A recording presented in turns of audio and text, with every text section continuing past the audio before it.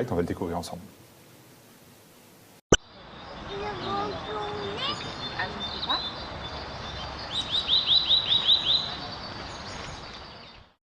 Des élus communistes, nous nous trouvons aujourd'hui, donc samedi 11 avril, au parc Coquibus, pour planter l'arbre de paix, symbole de toutes ces aspirations à une paix mondiale. C'est donc l'olivier.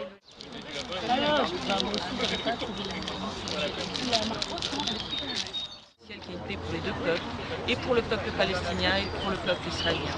Et cette paix, elle ne passera que par la libération de la Palestine, par la fin de l'occupation de la Palestine et par la création d'un État palestinien selon les résolutions de l'ONU.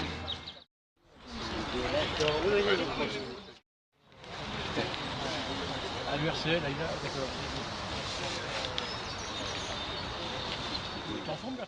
Monsieur le député maire, mesdames et messieurs du conseil municipal, mesdames et messieurs représentants des partis politiques. Nous avons retrouvé des éléments, donc des discours. Manuel Valls, par exemple, en 2002, prend la parole à un meeting à la Mutualité organisé non pas par le Parti socialiste ou des gens comme ça, mais par l'Association de solidarité franco-palestinienne. C'est l'unique député socialiste présent. Et il voisine avec des membres de la Ligue des droits de l'homme, des militants palestiniens, des militants communistes, des militants trotskistes.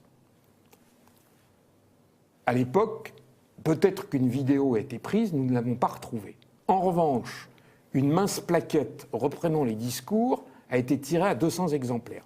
Cette plaquette ne se trouve pas à la Bibliothèque nationale, elle ne se trouve dans aucune bibliothèque française, et nous l'avons retrouvée à l'Institut d'études orientales, qui est un institut dépendant d'un ordre religieux installé au Caire. Donc nous publions dans Le vrai visage de Manuel Valls l'intégralité de ce discours. C'est un discours sidérant, parce qu'il attaque Ariel Sharon, il attaque la politique de colonisation, il attaque Israël, il attaque... Enfin, c'est un plaidoyer pro-palestinien. Donc il y a toute une série d'éléments. En 2006, ça s'était déjà produit en 1999, quand c'était Évry, ville nouvelle. En 2006, il renouvelle, parce qu'Évry est devenu une véritable commune, il renouvelle le jumelage de la ville d'Évry avec le camp palestinien de Khan Younes, qui se trouve à l'intérieur de la bande de Gaza. Ça, c'est facilement vérifiable, ça. Eh bien, dans le vrai visage de Manuel Valls, nous publions le discours de Manuel Valls, les photos où Manuel Valls est en présence du délégué de la Palestine en France, sur fond de drapeau palestinien.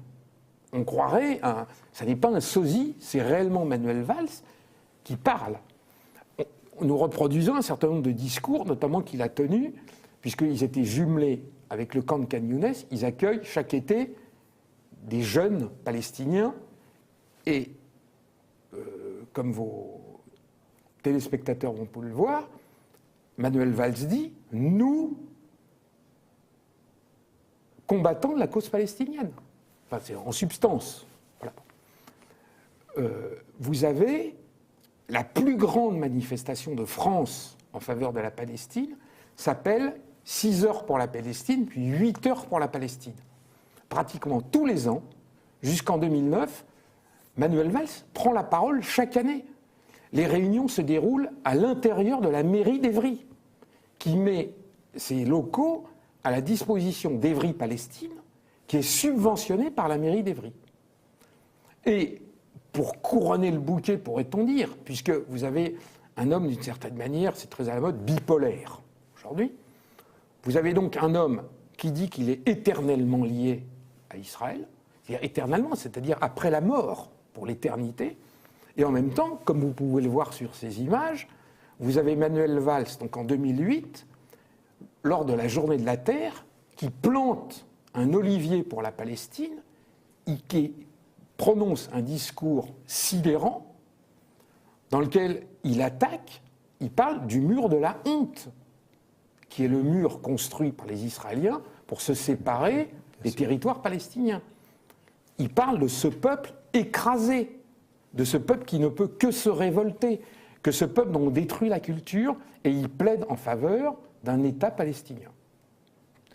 Donc c'est pour ça que ça serait peut-être trop dire de dire que le Premier ministre actuel est un menteur, est un truqueur. Mais en tout cas, je dirais que c'est un homme qui présente un double visage, et il me paraissait essentiel de présenter ce vrai visage. Ah, vous êtes un éditeur, vous êtes entouré d'avocats, vous avez...